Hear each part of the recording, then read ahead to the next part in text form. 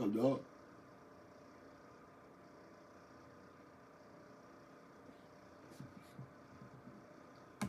See, from history, we begin to learn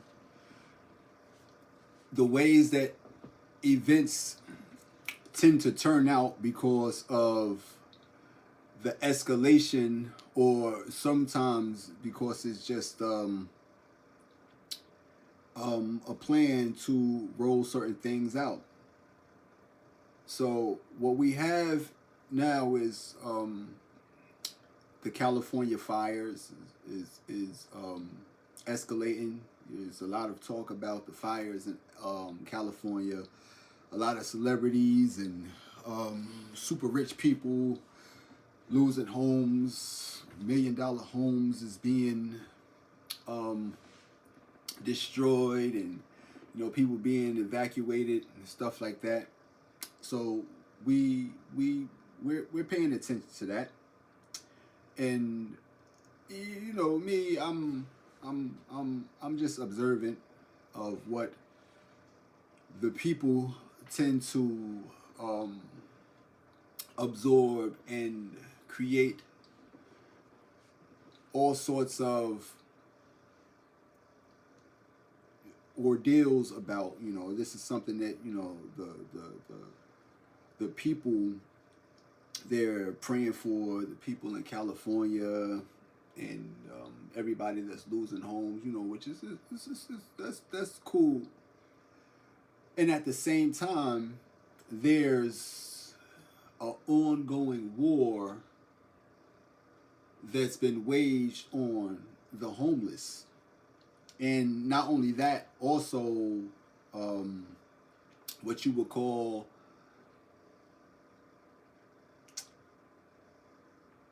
the dregs, or asocials or stuff like that, or immigrants, foreigners, illegal immigrants. It's a war being waged on them, to the extent where there's a lot of news coverage. Homeless woman being set on fire, homeless man being set on fire.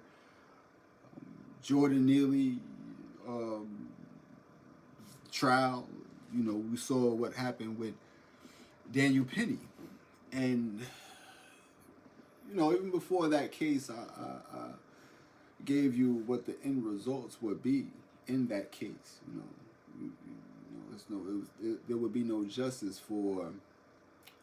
um, for anybody if there's no justice for that in that case.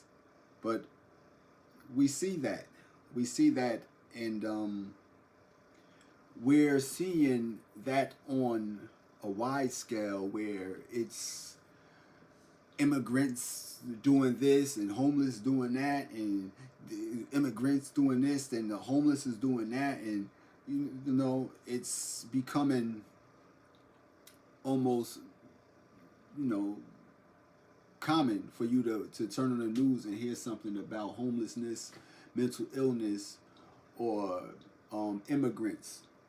So what this does is set the stage for um, mass manipulation of the people to participate in um,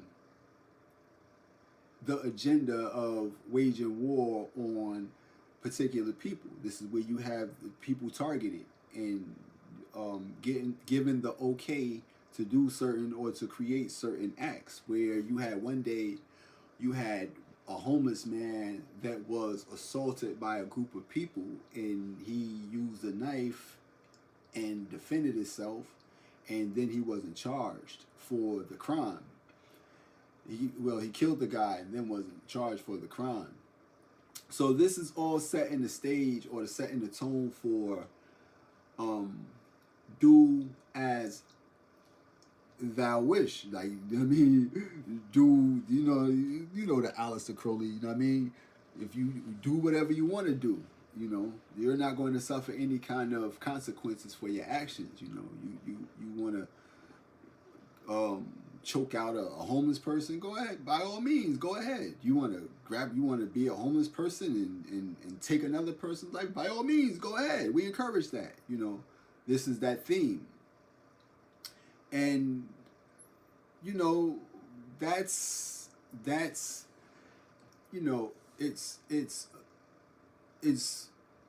giving way to social and civil disorder and creating chaos and a chaotic undertones of, you know, the media, what the media delivers to you.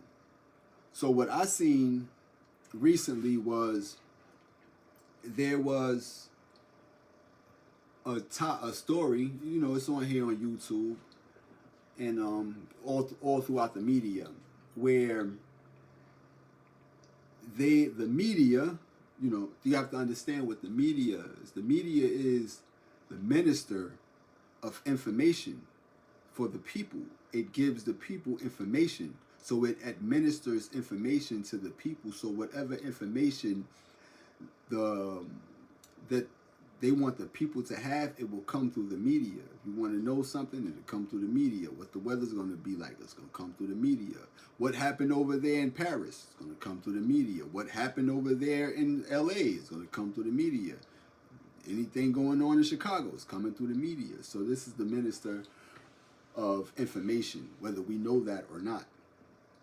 So the media is saying that, you know, while there's ongoing wildfires in LA, and Chris Brown is saying that somebody started the fire, somebody started this, and, you know, the people is piggybacking off of that assumption, you know, somebody started the fires out there.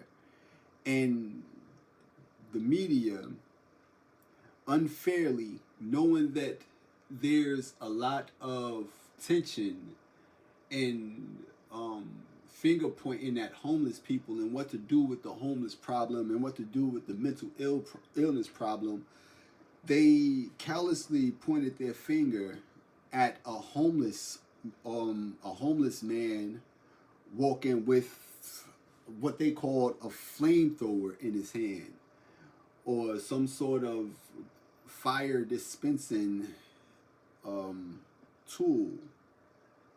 And, you know, they had the people, you know, that's controlled by the media, accost the guy, subdue him, and put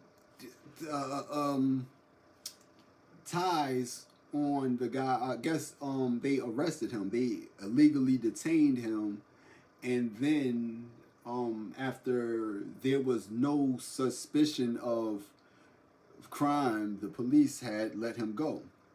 But it's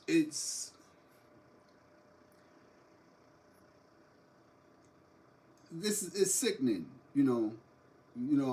I stated, you know, on my community post that the media can make you praise a person or haze a person.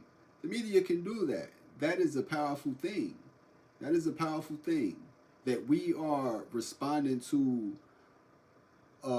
information that's delivered to us through a tube, and it affects the way that we interact with each other. You know, the civil nature that we have with each other through what the media depicts to us. And that is kind of, it's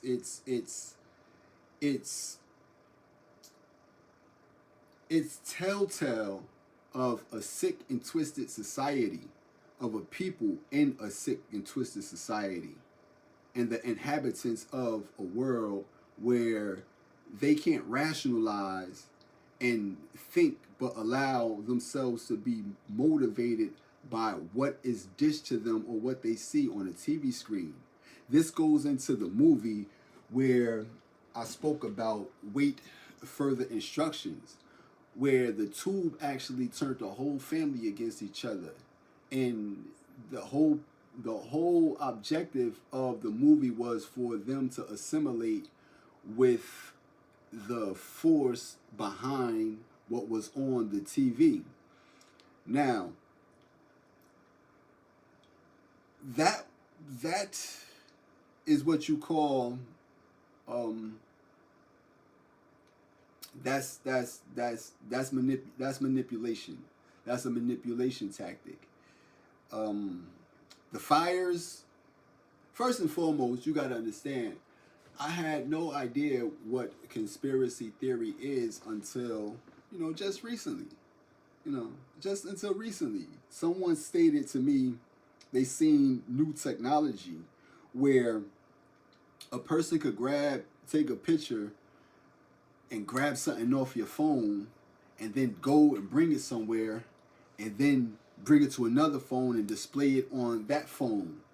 So the person that told me that was under the impression that that was from the coronavirus shot. It was giving them that type of ability to what's going on, dog, to interact with their gadget electronically, like do things electronically and move things and hand things off to another person. But that was actually a deceptive video where they didn't have that sort of technology. And even before I went and did my research about that particular technology, I also told that person, like, nah, it's the camera.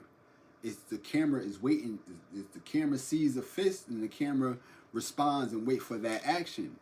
And then once you do your research and you find out that, yeah, that's what that technology is. It's reliant on the camera and motion. If the camera is waiting for a signal from another phone that it's contacted that we're about to send a file, so you're waiting for a signal for it to come up. So the person said it was from the coronavirus shot, which that's not the case. So that would be along the line of conspiracy theory. So we have to be mindful about fact and fiction.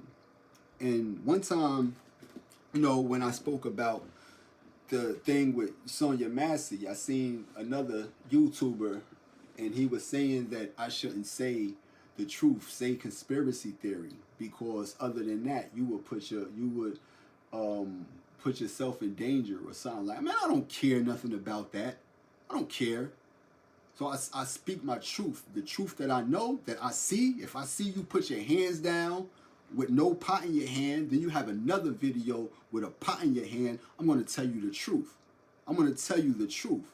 So that is not no conspiracy. That's the truth. You have a video with the hand with the oven mitts on going down, and then you have another video with you having the pot in your hand going down. There's something wrong with that. So I'm going as someone that seeks the truth and has to speak the truth, I'm going to tell you that truth. So that's the difference between that and that. So that's not a conspiracy theory. Now, the homes in LA all being burnt down to the ground, and they're all celebrities, and it's all in a certain region at the same time, where there's you have to understand something too about Democrats. Democrats control people. Is about the people. This is why it's for the people, by the people, it's blah, blah, blah. But they're into the control of people, whether that's through the righteous, the right thing for people or the wrong thing for people. You have to remember that Obama was a Democrat, and as soon as Obama got into office, all the people in Chicago started at a higher rate. Started to that crime out in LA started escalating at a higher rate. So this was a Democratic thing. The thing in Philadelphia with the growing fentanyl epidemic. It's who was in office at the time of that. I've never experienced anything like that, but what I do know is that, you know, those things that wasn't a natural thing. That was something that was all rolled out. Where, you know, um, you have to you know what I mean. You have to see what it actually is. But when it comes to, you know, the rich or the Republicans that are controlling certain things, they control the resources or the finances. You know, they control the finances, and um, they give way to technology. Technology is more advancing or dealing with the advancement of those resources. So what we're going to see is the creation of one of the first smart cities after the rebuilding. This is how it happens. You have to destroy in order to rebuild. Because with every war that has been fought, all the destruction, after destruction comes the rebuilding. So these are things that normally roll out when, you know, there's wartime. And we would think that it's, you know, over this or over that, but it's normally over resources and, you know, just to create something new. Because, like I said, they spoke about the homeless man being seen with a flamethrower to add more fuel to the fire of, you know, the problem of homeless people. And, you know, we have to do something about these homeless. Because what was I watching that I've seen? Maybe it was Venom. Maybe it was just a new Venom I was watching, and they were showing that all citizens had to arm themselves and do their part. Like, you have to do your part. You be armed and do your part. You know, so that's the same theme that, you know, you would have to see being carried out. When you seen the guy riding on a bike just minding his business, and the man seemed like he was, oh no, yo, put that down, no, put that down, yo, put that down. Man was probably going to weld somebody's broke bike chain back together. You could go, you don't know what that man was going to do. But that's how you understand that, you know, it's something being orchestrated and being rolled out to the point where the people have to engage in carrying it out, or it won't be carried out, because these things are heavily reliant on the people participation. So with the homeless supposedly doing that, it goes into detail, or goes into it describes how severe the problem of homelessness is. We can't have nothing because the homeless is destroying everything. But that's not the case. The case is the rich is actually destroying everything. The rich is the reason why a lot of things are the way they actually are. The rich and the wealthy, they are. You know, the rich are. And you're not saying that because you're not rich. You're saying that because you have eyes to see, and you see everything that goes on. And if you know that a couple of weeks ago, $1 billion was up for grabs, and if you had $1, you could have won that. You know, if you had a dollar in the right timing, that was yours. So whoever had that dollar or those $2 in the right timing that won that, you know, kudos to them. But in a sick world, how is that possible when there's areas unaddressed by, you know, that money can solve, that these finances can solve, that the right amount of, you know, financial support can solve, you know, that can solve easy, just like that. So it's not the homeless, the people that's at the bottom that's the problem. It's the people that's at the top that's the problem, you know. You know, that's the problem. And there's see, history, we can't run from our history. Can't run from, you can't hide from the history. You can't hide from the future, but you can hide from you can't hide from the present, but you can hide from the future. That's the only thing you can hide from. How do you hide from the future? By doing something right now that prevents you from being seen by the future. If you know that the future is going to be hell, do something now that's going to create heaven for you to hide in from that. So we can't hide from our history, can't hide from the present, but the future, you can hide from the future by doing something now in the present to prevent you from seeing that future. And the future is going to be, you know, I see the future a few times, you know, what it's going to be like. Um, yeah, I've seen it a few times. And it's going to be, some things are indescribable, so it's better left unsaid, you know. But what you do now determines what's going to happen in the future. So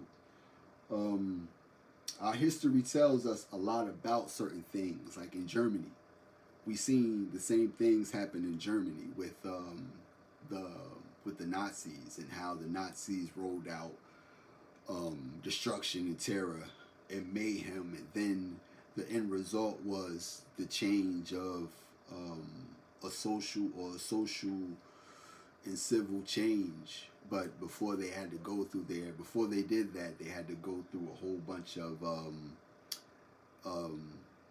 weeding out, or what Trump would call draining the swamp. They had to do a whole bunch of that. And, you know, a lot of that was inhumane, but it was carried out by an inhumane group. So, you know, you have to give them the title of, you know, these militant, aggressive madmen that's coming through like a storm, and ooh, everybody's gonna, but they couldn't have done anything that they did without the assistance of the people. The people were very assistive to that whole program. So what we're going to see is the implementation of those same type of those type of things, where you had the building, what they call the Reichstag. It was burnt down, but you know, you have to understand, they already planned on rebuilding this because it was a certain political building that needed to come down in order to be rebuilt. So it was a fire there, I believe it was in 1933, and they took it down, and they gave they credited that to a communist, forget the guy's name, but they credited it to him. And by them crediting it to him, they gave all communists the bad names and created law pertaining to targeting them because of their ability to do certain things like that. So if if you don't understand that, sometimes you have to go back in the history to understand why things are, or what things are right now, and what things will be in the future. So with that, there's a poem, it's called First They Came, and it stated that first they came for, you know, these group of people, and we said nothing. Then they came for them, and we said nothing. Then they came for them, but we said nothing. And then they came for me, and there was no one there to say anything, you know. So we're allowing them to come for the homeless, and we're not saying anything. You know, we're not saying anything about it. You know, not you know, not little old me. I'm gonna stand. You know, I'm gonna stand with God in any given situation. You know, so that's the reason why I have to side with no one, because no one is siding with them. You know, no one is supportive of them. You know, no one was supportive of me.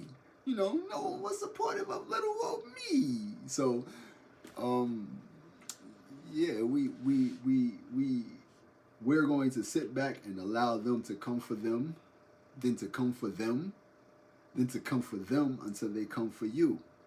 You know, and that's the way that they normally roll things out. See, they nothing's new under the sun, and especially when the old tactics work, they tend to use the same tactics.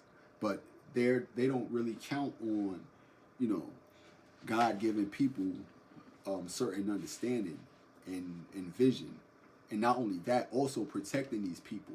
So we don't need like people to say, "Yo, protect that man," because I'm already underneath the protection of God, and that's something that whether you understand that, I understand that, you know, and you know, we we we we tend to want to allow things to roll out. You know, we tend to want things to roll out, but that's not something that um, you know is beneficial for everybody. If these events transpire, then what's going to happen to this group of people or that group of people? We don't think about that. Only thing we want to do is experience something that has been you know just out of the ordinary, which war and things like that is something out of the ordinary. So we're looking at certain events and watching them unfold. But I saw that woman on the train, and she was that was being burnt, and then there was an immigrant that was supposed to be had done it. Spanish guy or Hispanic guy supposedly had done it. So the two, they're giving these people bad names just by what's depicted in the media. They've done this throughout the history of in America with black people. They depicted so much negativity with them in the media that anybody coming from another country that never met a black person would think that all black people was terrible because of what they seen depicted about them on the TV, or what was displayed on TV. And that's just the case. Some things have to come down in order to be rebuilt, and that goes all the way to the ground. Why would the the person? Why would somebody elect the most technologically advanced person and put him in office if they don't plan to use that technology in their country? If they don't plan to, incorporate newer and better updated technology, so we're going to start seeing cities and stuff being made by like there was a movie called Black River by Dean Koontz, and it was a city where it was ran actually by AI, AI, and you never knew who the people was behind, the scene, but they knew everything about you. And this was way before the technology age. This was way before internet and all that stuff was a big thing. You know, I believe that that movie came out. I'm not sure, maybe 2000, maybe 2000, a little bit late, earlier.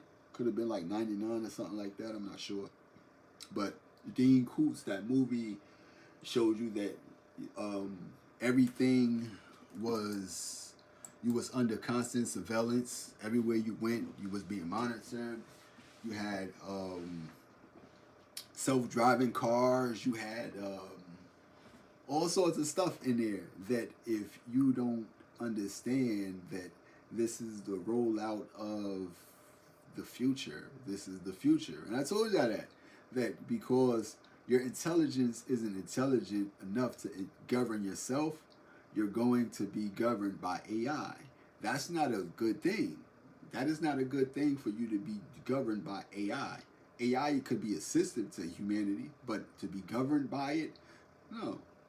No, AI should never be able to replace humanity. Nothing should be able to replace humanity. Something should replace the sickness in humanity, which is the cure for humanity. But as far as replacing humanity, no, nah, you can't replace humanity with anything. We are a one of a kind. If we wasn't a one of a kind, it'd be other species on this planet just like us. But we're, you know what I mean? Nothing like, you know, cats. We're nothing like dogs. Oh, well, I can't say that. We are like dogs and cats because we do the same thing they do. You know, eat, sleep, mess around, you know, use the bathroom, you know, play, you know. We come, we go, as they do too. They grieve the same way we do. They feel the same way we feel.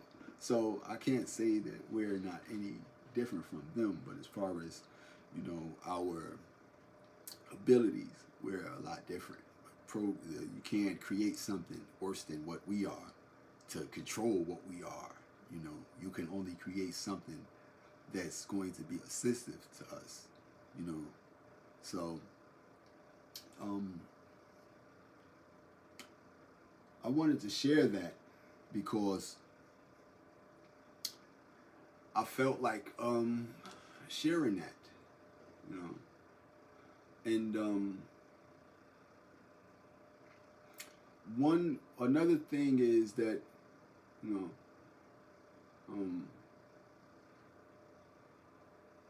when when when when when we look at, you know, technology in the way that is being rolled out, you know, smart cities, they might be, you know, a good thing, but to do it in a fashion to deceive people and to mislead people, as far as, you know, these people have to go, and you know, that's erroneous. That's erroneous and asinine. You know, because it's not the homeless. It's not the homeless. The homeless is, you know, the least of our problems. The least of our problems, the homeless. And what's the greater of our problem is our mentality, is our mindset. You know, is our mindset. And in order for us to actually, you know, advance as a people, we would have to advance mentally, you know. But that goes along with the hive mindset. And the hive mindset is, you know, it's a real thing. It's a real thing, and it could be good, but it also, it can be extremely, not just bad, but extremely terrible thing. You know, because if you look at, you know, bees and ants and stuff like that, and you know, they have the hive mindset, but they all work in unison together for the greater good. But when you have the hive mindset and they're pulling this way and pulling that way, then pulling another way, then you know how great can that be? You know, when you're all pulling in a different direction. So many facets of the hive mindset, from religion to politics to um, just what one person says or what the media says. Um, it all includes what the hive mindset is. If you just sharing things and sharing things in common, then you know that contributes to the hive mindset.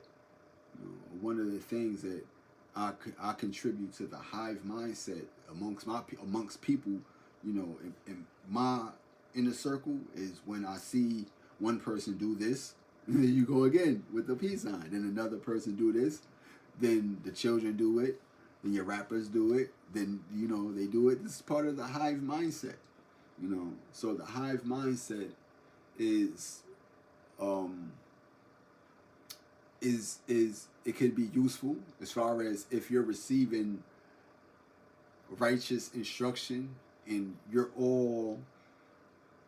um, you're all assistive in carrying out that instruction.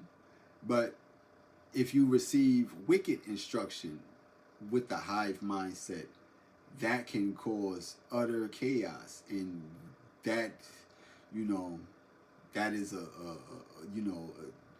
terrible thing, you know.